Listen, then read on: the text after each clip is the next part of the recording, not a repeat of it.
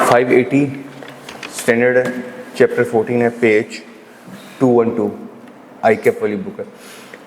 580 हमने काफ़ी दफ़ा डिस्कस किया है। जब हम सब्सटैंटिव प्रोसीजर पढ़े थे तो हर सब्सटैंटिव प्रोसीजर में एक प्रोसीजर था ऑब्टेनिंग मैनेजमेंट रिप्रेजेंटेशन, ठीक है। तो उसका बार बार तस्का होता है। इसका मतलब हर एजर्शन के लिए, हर चीज़ के लिए आपने अल्टीमेटली क्या लेना है, रिटर्न रिप्रेजेंटेशन। अच्छा, रिटर्न रिप्रेजेंटेशन में बताया था कि दो पर्पस सर्व करती है।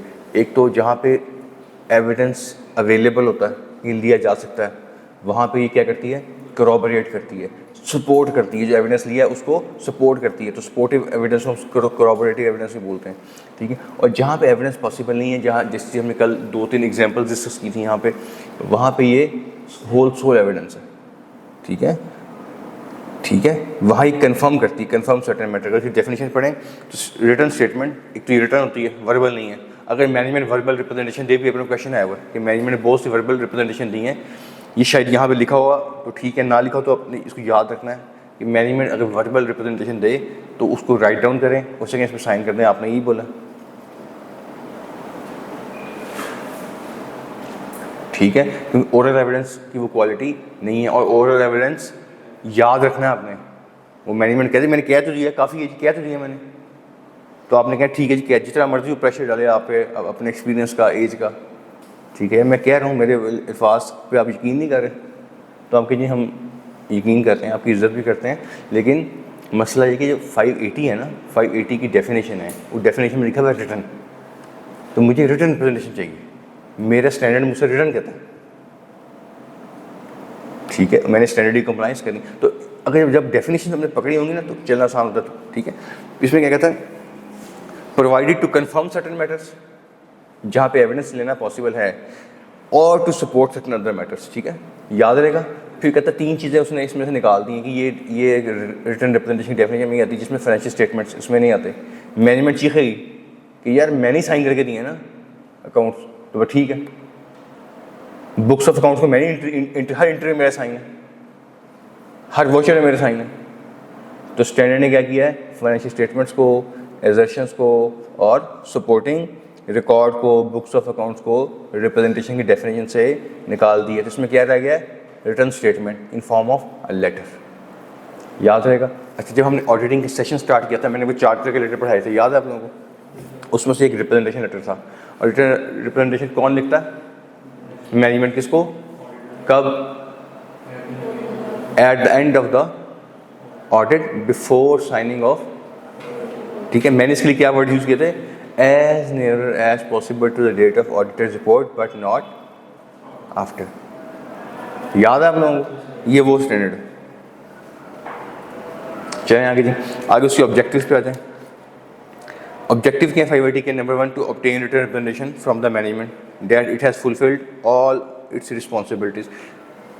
मैनेजमेंट लिख के देगी इसमें कि मैंने अपनी सारी रिस्पॉन्सिबिलिटीज़ फुलफिल कर दी। ये कौन सी रिस्पॉन्सिबिलिटीज़ हैं,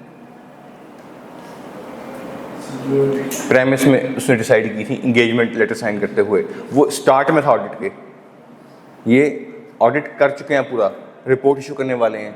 अब उस टाइम मैनेजमेंट से देते हैं, मैनेजमेंट लिख के देती है कि मैंने अपनी सारी रिस्पॉन्सिबिलिटीज फुलफिल कर दी, ठीक है, याद रहेगा। अच्छा, सेकंड में रिस्पॉन्सिबिलिटीज कौन सी, in respect of financial statement and audit, ठीक है ना, कि फाइनेंशियल स्टेटमेंट प्रिपेयर करना, प्रेजेंट करना, इंटरनेट कंट्रोल सिस्टम बनाना और ऑडिटर इन्फॉर्मेशन प्रोवाइड करना, अनरिस्ट्रिक्टेड एक्सेस, वो इन्फॉर्मेशन जो ऑडिटर जरूरी समझता है और जो ऑडिटर स्पेसिफिकली रिक्वायर करता है और वो जो मैनेजमेंट जरूरी समझती है, सारा हमने प्रेमिस में पढ़ा हुआ, ठीक है। तो ये सेकंड आते हैं, obtain written representation as appropriate to support certain matters को सपोर्ट करने के लिए, जहाँ पे आपने एविडेंस लिया हुआ है वहाँ पे सपोर्ट। जैसे आपको याद है फिक्स एसेट्स पढ़ा आपने, सारे सब्सटैंटिव प्रोसीजर पढ़े, पढ़ने के बाद आखिरी में क्या करते हैं, या रिप्रेजेंटेशन देते हैं, ये एविडेंस आप ले चुके हैं सारा, बैंक बैलेंस पूरे आपने एविडेंस लिए, क्रेडिटर्स के पूरे एविडेंस लिए, एक्स्ट्रा उसमें रिस्क था अंडर स्टेटमेंट का, उसके भी आपने प्रोसीजर परफॉर्म कर लिए, फिर भी मैनेजमेंट से कहते हैं रिप्रेजेंटेशन दो। तो सेकंड पॉइंट हुआ है कि सब कुछ करने के बाद इन एविडेंसेस को सपोर्ट करने के लिए हम कहते हैं मैनेजमेंट से रिटर्न रिप्रेजेंटेशन लेते हैं। और तीसरा मसला जो है ना, ये बड़ा इंपॉर्टेंट पॉइंट है, तीसरा वाला जो ऑब्जेक्टिव है, इसमें बहुत से क्वेश्चन टेस्ट हुए हैं, ठीक है। 2 सिचुएशन आएंगी आपके पास, याद रखना है, कितनी, एक तो आपने मैनेजमेंट से रिप्रेजेंटेशन मांगी, वो मिस रिप्रेजेंटेशन कर रही है, झूठ बोल रही है, गलत बात कर रही है, और जो इसकी रिप्रेजेंटेशन, इसकी बात जो बाकी एविडेंसेस नहीं है उससे corroborate नहीं कर रही, मैच नहीं कर रही। ठीक है, समझ गए? इनकंसिस्टेंट है, याद रहेगा। तो क्या करना है, हम पढ़ेंगे सिनेरियो में जाके से आगे, चैप्टर में जाके आगे। ठीक हो गया। अच्छा, दूसरा सिनेरियो क्या है कि मैनेजमेंट ऑल टुगेदर कहते देने नहीं, मैं भाग जाए उससे। फिर क्या करें कि मैनेजमेंट ऑल टुगेदर रिफ्यूज़ कर रही है, या मैनेजमेंट और रिप्रेजेंटेशन दे रही है लेकिन मिस रिप्रेजेंटेशन है, फाल्सिफाइड फैक्ट है, उसमें मैनिपुलेशन हुई है फिगर्स में, फैक्ट्स में। समझिए? तो क्या करना है, ये हमारा स्टैंडर्ड जो हम पढ़ने जा रहे हैं आगे। ठीक हो गया। 580 में कहता है रिटन रिप्रेजेंटेशन है, इसको डिफरेंट नाम है, इसके रिप्रेजेंटेशन लेटर भी कहते हैं, इसको मैनेजमेंट रिप्रेजेंटेशन भी कहते हैं, तो जो भी कहते हैं वही चीज़ है। ठीक है, these written representation may be important source of an audit evidence. Audit evidence का एक इंपॉर्टेंट सोर्स है, हमने डिस्कस कर लिया। और देखिए हर प्रोसीजर में हम साथ लेके चल रहे हैं रिप्रेजेंटेशन, इतना इंपॉर्टेंट है ये। क्योंकि कल को अगर आपके पास रिप्रेजेंटेशन लेटर ना हुआ ना, और कोई और बैंक अकाउंट निकला है, आपकी नेग्लिजेंस होगी कि आपने क्यों चेक किया, आपने क्यों प्रोसीजर परफॉर्म किया। जब अकाउंट्स बन गए हैं, ठीक है, उन अकाउंट्स में 6 बैंक बैलेंस आ रहे हैं, मैनेजमेंट कह दी कि 6 के 6 ही हैं, इसके अलावा कोई नहीं है, इसके अलावा कोई निकलेगा तो फिर आपकी रिस्पॉन्सिबिलिटी है, फिर आप पे फ्रॉडुलेंट एक्टिविटी तो मैनेजमेंट इन्वॉल्व हो जाएगी, फिर आप बड़ी जमा हो जाएंगे। अदरवाइज आप पे एलिगेशन आ जाएगा। ठीक है, तो ये इसलिए जो मैंने कहा था, मेरे टीचर ने मुझे कहा था कि ये ऑडिटर की उसको एक प्रोटेक्शन प्रोवाइड करता है। ठीक है, बहुत इंपॉर्टेंट है। और 500 सीरीज में है। हमने क्या पढ़ा था, ऑडिटर रिपोर्ट पर साइन कब करता है, जब सारे एविडेंस ले लेता है। तो ये 500 सीरीज है, ये एविडेंस लेगा तो रिपोर्ट साइन करेगा। ठीक है, और अगर नहीं मिलता एविडेंस, ये जैसे हमने पॉइंट नंबर 3 में पढ़ा है कि वो कहते हैं मैंने देने नहीं, तो स्कोप लिमिटेशन है। और ये छोटा सा स्टैंडर्ड लग रहा है, अगर नेक्स्ट पेज में स्टैंडर्ड खत्म हो रहा है शायद आपका, आगे तो मॉडल स्टैंडर्ड ही है ना, मॉडल लेटर दिया हुआ है। मैं आपको इसकी बजाय इससे अच्छा फॉर्मेट मेरे वाला है, मैं वो आपसे शेयर कर लूँगा इंशाल्लाह आज। ठीक है, मुझे रिमाइंड करवा देना आप लोगों ने। तो चैप्टर तो 200 में खत्म हो गया, क्या एक छोटा सा टाइम से स्टैंडर्ड है? नहीं, ये बहुत सिग्निफिकेंट स्टैंडर्ड है। ठीक है, समझ गए जी? अब आइए written representations as an audit evidence. तो क्या करता जी, if auditor consider that written representation are needed, किसी लिए चाहिए ऑडिटर को सपोर्ट करने के लिए बाकी एविडेंसेस को, तो उसने क्या करना है, रिक्वेस्ट करना है मैनेजमेंट से कि मुझे इस पर रिप्रेजेंटेशन दें। याद रहेगा। अच्छा, कई दफ़ा क्या होता है, मैंने आपको जो बताया हुआ ना, as near as possible to the date of auditor's report, कोशिश करके यहाँ कहीं करके लें, as near as possible to the date of auditor's report, कोशिश करें उस दिन की ले लें। मैं कोई लाजमी नहीं कह रहा, लेकिन एज जितना आप करीब कर सकें उस पर ले लें। ठीक है, क्लियर हो गया। अच्छा, जब ऑडिट करने आए, साल ख़त्म हुआ 30 जून को, आप 1 जुलाई को ऑडिट करने आ गए, और ये आपने ऑडिट किया 2-2.5 महीने लगाए। फॉर एग्जांपल आप 8 अक्टूबर को बैठे हैं, 2-2.5 महीने लगे। इस कोर्स में भी कई दफ़ा आप मैनेजमेंट से डिफरेंट रिप्रेजेंटेशन लेते रहते हैं, वर्बल या ओरल लेते रहते हैं। ठीक है, फॉर एग्जांपल आपने 13 अगस्त को एक ले ली, अब 27 जुलाई को रिप्रेजेंटेशन ले लिया आपने। तो स्टैंडर्ड रिक्वायरमेंट ये है कि जितनी रिप्रेजेंटेशन आपने मैनेजमेंट से ली है during the course of the audit, इनको भी इस डेट पे जाके मैनेजमेंट से पूछे कि आपने मुझे इन डेट्स पे ये बातें की थी, आज भी हैं, वो क्योंकि यही है, आज का साइन कर दें। उन रिप्रेजेंटेशन को अप टू डेट कर लें, अप टू डेट ऑफ जो भी लेटेस्ट डेट है, याद रहेगा। इसका फ़ायदा क्या हुआ, अगर यहाँ पे कोई चीज़ मिस होगी, आप बाद में कोई इशू निकला, मैनेजमेंट कही मैंने तो आपको 13 जुलाई को कहा था, 13 जुलाई तक कोई केस हमारे अगेंस्ट नहीं हुआ था, एक केस 13 जुलाई के बाद अगेंस्ट हो गया, आपने मुझसे पूछा ही, आपने मुझे 13 जुलाई को पूछा था, अब जिम्मेदारी किस पे आ गई, रिस्पॉन्सिबल आप हो गए ना। समझ गए? अगर आप ये उठा के कहेंगे 13 जुलाई को आप ये कह रहे थे, ये 7 अक्टूबर को भी आप ये कह रहे हैं कि नहीं, अब वो सोच के बात करेगा। और रिटन रिप्रेजेंटेशन ऑब्जेक्टिव भी है अगर आप इसको शरीयत में भी देखें, हमारी शरिया में भी, शरिया भी क्या कहती है कि ट्रांजेक्शन करो सूरह बकरा में, लिख लो, डॉक्यूमेंट कर लो उसको। क्यों ह्यूमन नेचर है, जब आप डॉक्यूमेंट करते हैं ना, आप सोचते हैं, समझते हैं, रुकते हैं, फिर आप लिखते हैं, फिर देखते हैं ठीक लिखा है, नहीं ठीक, फिर उसको करेक्ट करते हैं। लेकिन जो बोल दिया उल्टा सीधा जो आया निकाल दिया। ठीक है, अभी बाहर से कोई बंदा आया, हमको न्यूज़ है, हमको लिख के दो, उसने 2 सेकंड में बोल दी, लिखते हो सोचेगा, सेंटेंस बनाएगा, करेक्ट करेगा। ठीक है, तो एक रिस्पॉन्सिबल बात करता है लिख के बंदा। ठीक हो गया, समझिए। इसलिए कहता है कि जो आपने मैनेजमेंट से रिप्रेजेंटेशन ली है during the course of the audit, ठीक है, उसको भी आप क्या कर लें, अप टू डेट कर लें। ठीक है, अच्छा, सेकंड, इसी फर्स्ट लाइन में सेकंड पैराग्राफ में सेकंड सेंटेंस में कहता है सम ऑफ दीज विल बी, यानी आप मैनेजमेंट से बहुत सी रिप्रेजेंटेशन लेते हैं, कुछ सॉलिसिटेड होती हैं, कुछ अनसॉलिसिटेड होती हैं। सॉलिसिट अनसॉलिसिटेड का पता है आपने, कॉर्पोरेट में उसमें पढ़ा होगा कम्युनिकेशन में। सॉलिसिट क्या होती हैं? सॉलिसिट होती हैं कि आप मैनेजमेंट से स्पेसिफिकली मांगते हैं, स्पेसिफिकली पूछते हैं, ये सॉलिसिट है। अनसॉलिसिटेड क्या है? मैनेजमेंट खुद आके, आपने पूछा नहीं, उसको खुद आके बता दिया ये ऐसे है, ये चीज़ ऐसे है। ठीक है, समझ गए? याद रहेगा? नहीं समझ आया मुझसे पूछ रहे हैं क्या है जी सॉलिसिट? जो आपने खुद जाके पूछा मैनेजमेंट से कि सर ये क्या चीज़ है, उसने मैनेजमेंट का नहीं ये ऐसे है, तो होगी सॉलिसिट। और कुछ हो गए मैनेजमेंट खुद आके आपको बताया, तो सॉलिसिट या अनसॉलिसिट दोनों तरह से ऑडिटर को मिलती हैं। ठीक है, फिर थर्ड लाइन में कहता है the auditor will have recorded such verbal discussion with the management, उसने वर्बल डिस्कशन किया उसको रिकॉर्ड किया है इन द वर्किंग पेपर। ठीक है, फिर कहता है verbal evidence is not a strong evidence, पढ़ा हुआ है आपने, पढ़ा हुआ है ना। In order to improve the quality of this evidence auditor will ask significant discussion to be confirmed in, जब कन्फर्म कर देंगे लिख देंगे तो वो भी आपका बन जाएगा।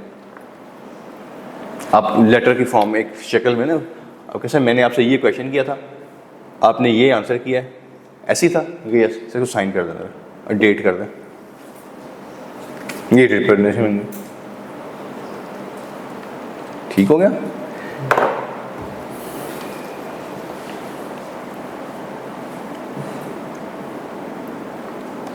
अब जो रिप्रेजेंटेशन आप मैनेजमेंट से लेंगे वो किस लिए लेंगे?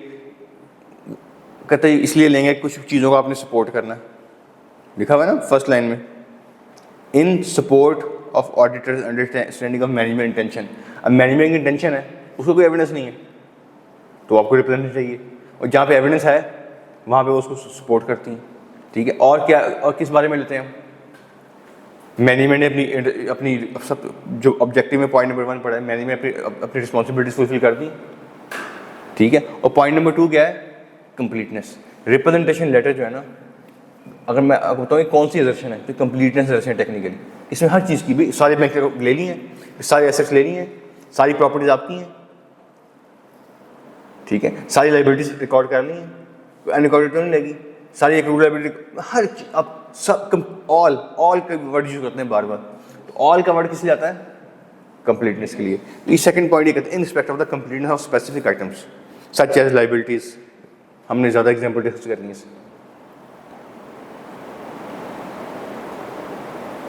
समझ गए? याद रहेगा जी? अच्छा, अब ऑडिटर को ना गलती लग सकती है कि मैनेजमेंट ने कंफर्म कर देना है, मैनेजमेंट ने कंप्लीटनेस बता देनी है, मैनेजमेंट रिस्पॉन्सिबिलिटी फुलफिल कर देनी है, मैनेजमेंट तो हमें जो बात करेगी वो तो एविडेंस है। तो मैं ऐसे करता हूँ, मैं ऑडिट करने आता हूँ, मैं प्रोसीजर परफॉर्म नहीं करता, मैं सिर्फ रिप्रेजेंटेशन लेके आ जाऊँगा, सिर्फ और सिर्फ। ठीक है, ये भी तो सोचता ना कि सब कुछ मैनेजमेंट कह दिए, ठीक है, ठीक है। तो स्टैंडर्ड ने कहा है ये बात ठीक नहीं है। क्यों ठीक नहीं है? क्योंकि रिप्रेजेंटेशन लेटर सपोर्ट करता है, ये सफिशिएंट अप्रोप्रिएट और एविडेंस प्रोवाइड नहीं करता जहाँ पे एविडेंस पॉसिबली हो सकता है। ठीक है, और जहाँ नहीं हो सकता वहाँ पे ठीक है। ये अगली लाइन में ये बात करता है, however although such representation provide necessary audit evidence they do not provide sufficient appropriate audit evidence। हमें कौन सा एविडेंस चाहिए रीजनेबल एश्योरेंस के लिए? सफिशेंट, अप्रोप्रिएट, याद रहेगा जी। चलें आगे हैं। अब अगला वो सिनेरियो आ रहा है जो ऊपर ऑब्जेक्टिव नंबर 3 था ना।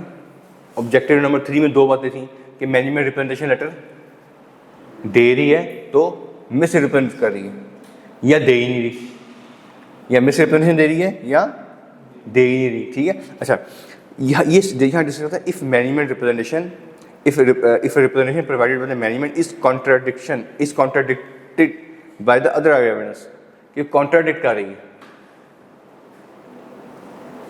ठीक है, the auditor should, अब देखें आपने एक एविडेंस लिया हुआ एक प्रोसीजर परफॉर्म करके, मैनेजमेंट कुछ और कह रही है, कॉन्ट्रडिक्शन आ गई।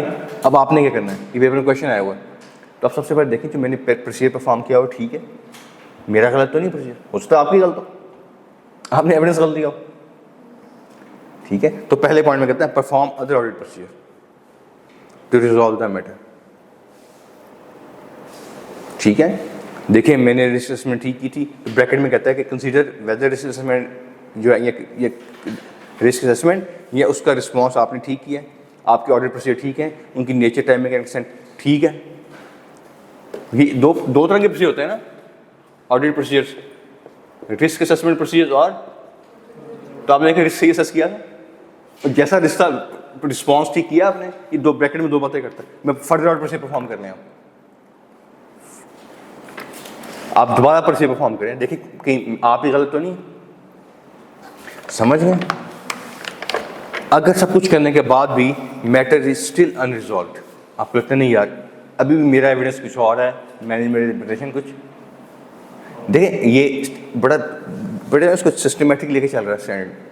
हो सकता है आपके प्रोसीजर गलत हो, उसने ये नहीं कहा कि फ़ौरन खप मचा दें, रौला मचा दें कि मैनेजमेंट गलत कह रही है, पहले अपना घर चेक करें आपने ठीक काम किया कि नहीं किया, आपकी फाइल ठीक है, आपका प्रोसीजर ठीक है, आपके डॉक्यूमेंट्स ठीक हैं, डॉक्यूमेंटेशन ठीक है, ठीक है, आपने रीचेक किया, आपने रिस्क असेसमेंट रिवाइज कर दी, फर्दर प्रोसीजर इन्हेंस कर दिए, करने के बाद फिर भी मसला आ रहा है, तो फिर कहता है if the matter is still unresolved the auditor shall reconsider the assessment of. ठीक है,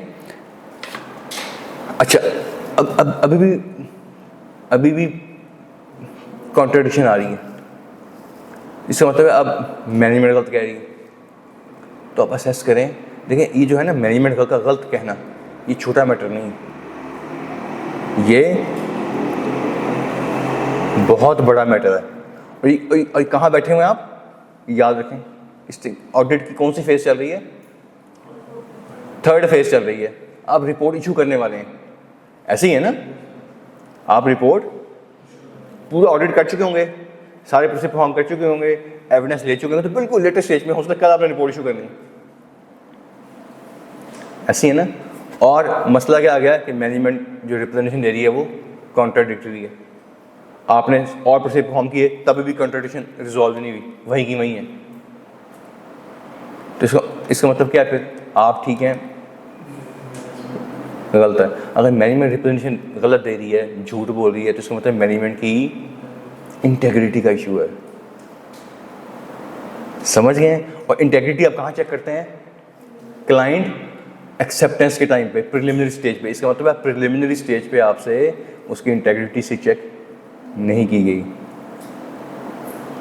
क्लाइंट की मैनेजमेंट की इंटेग्रिटी का इशू है ये, ठीक है। और अगर वो एक बात पे झूठ बोल रही है, फॉर एग्जाम्पल रिसीवर्स में कॉन्ट्रडिक्शन आ रही है, तो क्या सिर्फ रिसीवल में होगी, और पता नहीं कहाँ झूठ बोला होगा इसने, इसकी इंटेग्रिटी मेंटेन नहीं है, मैनेजमेंट की इंटेग्रिटी मेंटेन, पता नहीं कितने वोचर गलत साइन किए होंगे इन्होंने, कितने कॉन्ट्रैक्ट आपको गलत नहीं होंगे, इंटेग्रिटी वाले बंदे ही नहीं, समझ गए। तो बहुत बड़ा प्रॉब्लम है, ठीक है। तो ये कहता है सेकंड लाइन में the auditor shall determine the effect, sorry first line में कहता है कि रीकंसीडर करें, auditor shall reconsider the assessment of competence, integrity and ethical values of the management. ये ओरिजिनली असेस कहाँ किया था आपने, फेज नंबर 1 में, प्रिलिमिनरी स्टेज पे, अब क्या है, अब तकरीबन फोर्थ में घुसने वाले हैं, फोर्थ फेज में, कहते हैं रिकंसीडर करें, ठीक है। और क्या करें, अब चूंकि मैनेजमेंट की इंटेग्रिटी का इशू है, अब अगर इंटेग्रिटी का इशू है तो जहां जहां आपने लो रिस्क रखे हुए हैं, जिन जिन ऑडिट एरियाज में, वहां पे क्या होंगे, अब हाई रिस्क हो जाएंगे। तो वो कहता है consider whether risk assessment remains appropriate. जब आपने पूरा ऑडिट कर लिया, खड़का दिया पूरा ऑडिट, और जो ठीक है वो एप्रोप्रिएट है अभी, वहाँ असेसमेंट ठीक थी रिस्क की। अगर असेसमेंट ठीक नहीं है या असेसमेंट आपको रिवाइज करनी चाहिए, असेसमेंट आप क्या करेंगे, फॉर एग्जांपल आप कहते हैं हाई रिस्क है, तो आप क्या करेंगे, हाई रिस्क में ऑडिट प्रोसीजर भी हर एरिया में जाके देखेंगे क्या इफेक्ट है इसका रिस्क पे, और फिर अपने सैंपल साइज, अपने प्रोसीजर्स इंप्रूव करेंगे।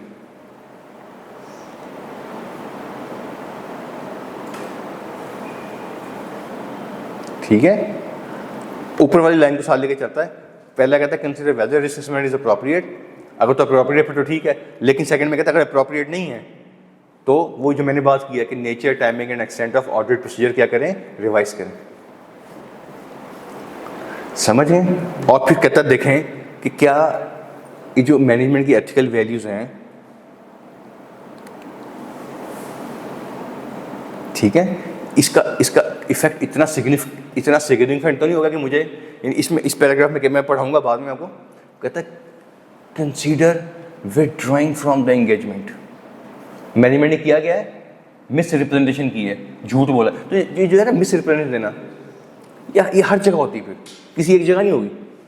एक जगह तो काबू आ गया ना आपके, और कहाँ कहाँ उसने झूठ बोला होगा आपको नहीं पता।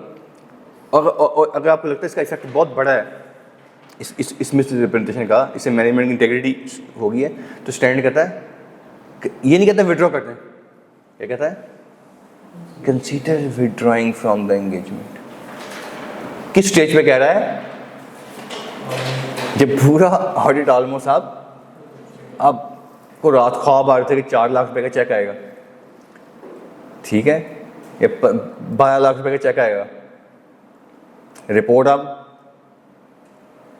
साइन करके बना के बैठे हुए थे, साइन करना सुबह, ठीक है, और रिप्रेजेंटेशन रिसीव करना, वहाँ का ये मसला बढ़ा। यानी ये इसलिए बता दो कि ये छोटा मोटा मैटर नहीं है, मैनेजमेंट की इंटेग्रिटी ये बड़ा मैटर है, ठीक है।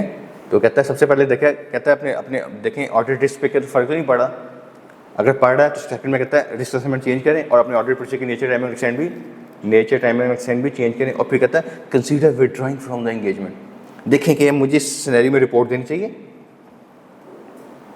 कि बहुत ज़्यादा रिस्क तो नहीं मैं ले रहा, ठीक है। और इसी ये नेक्स्ट पैराग्राफ आ रहा है ना, इसमें 5th लाइन में कि अगर मैनेजमेंट की इंटेग्रिटी का इशू हो और ऑडिटर कंक्लूड करे कि रिस्क इसकी वजह से बहुत ज़्यादा है, तो इन सच केस मिल गया ना 5th लाइन में, in such case the auditor may consider withdrawing from the engagement where withdrawal is possible under the law and regulation. अगर लॉ और रेगुलेशन आपको मना नहीं करते विथड्रॉ करने से, तो you can consider withdrawing from the engagement. क्यों? ऊपर वाली 4th लाइन्स में उसने लिखा हुआ है कि if auditor has concern about the integrity and ethical values of management, auditor should determine the effect of such concerns on the reliability of the representation and the audit evidence in general. Audit evidence in वो मैंने आपको joke सुनाया था ना कि वो रिश्ता देखने जाते हैं, वो पूछते हैं जी बच्चा क्या कर रहा है, बच्चे की माँ पूछती है कि वो लड़का क्या कर रहा है, तो वहाँ कहती है ब्रश कर रहा है, टूथब्रश कर रहा है, याद है ना वो कहते टूथब्रश कर, टूथब्रश क्यों कर रहा है, वो कहती है जब शराब पी लेता ना तो मुंह से स्मेल आती, ठीक। तो ये वो जो मैनेजमेंट की एक चीज़ काबू आ गई ना आपके, आप इंक्वायरी करेंगे आपको और भी चीज़ें मिलेंगी उसमें, इसमें इंटेग्रिटी का इशू है, वो झूठ बोल रही है, ठीक है।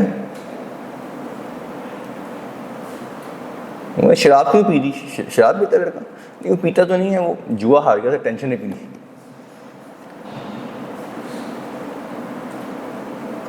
ठीक है।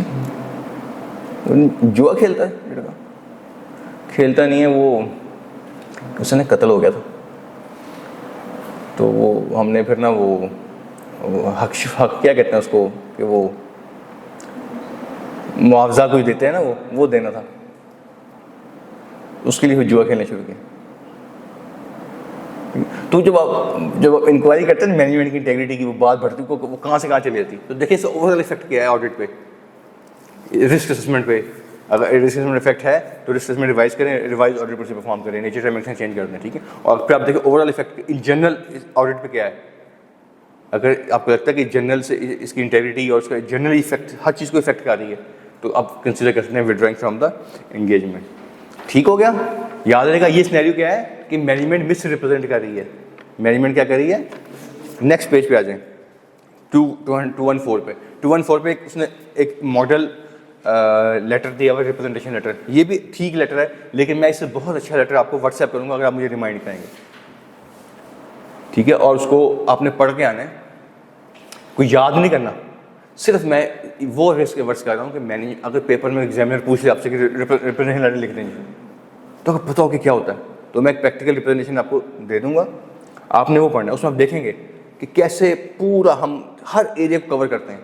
फिक्स एसेट को क्या डिस्कशन 8-10 पेजेस का होगा। अब पढ़ते रहेंगे, शुगल में पढ़ हो जाएगा, फिर चाय पीते पीते या ब्रेकफास्ट के साथ पढ़ लीजिएगा, रिटर्न ही मारना उसे। सिर्फ आपको पता हो गया कल को पेपर में आ गया तो मैंने कैसे लिखना है। फिर मैं नेक्स्ट लेक्चर में उसको एक्सप्लेन कर दूंगा थोड़ा 2-4 मिनट लगा के, ताकि वो आपका एक ऑन हैंड हो जाए आप उसमें, ठीक है। अच्छा 2.5 पे है, 215 नंबर पेज है। 2.5 में refusal to provide requested representation letter. आपने मैनेजमेंट का रिप्रेजेंटेशन लेटर रिक्वेस्ट नहीं देना जी, जो करना कर लो, ठीक है। तो क्या करना है, if management refuse to provide requested representation the auditor is required to, auditor is discuss with the management. अब ये स्कोप लिमिटेशन है ना, क्या ये मैनेजमेंट नहीं दे रही, क्यों नहीं दे रही, कोई छोटा मैटर होगा, बड़ा मैटर होगा कोई यार।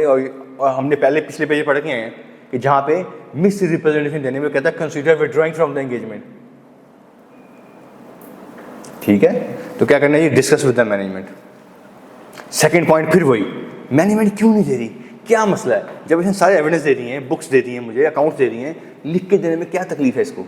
तो क्या कहता है, री evaluate the integrity of the management and consider the impact, इस रिप्रेजेंटेशन को ना देने का impact on other representation and audit evidences. कि बाकी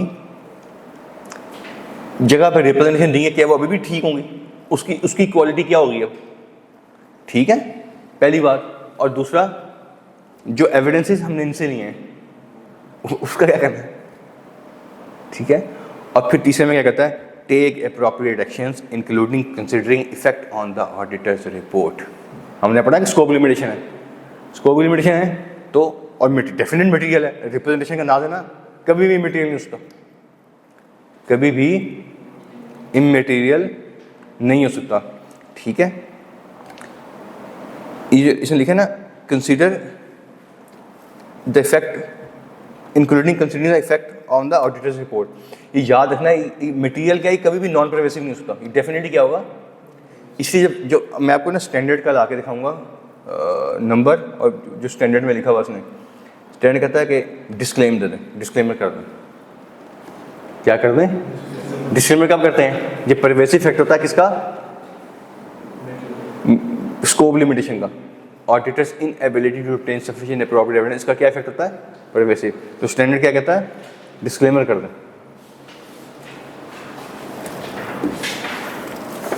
ठीक है। स्टैंडर्ड है आप में किसी के पास, मैं आपको एग्जैक्ट नंबर दे देता हूँ। इस बुक में ना मजे का नहीं लिखा हुआ इसने,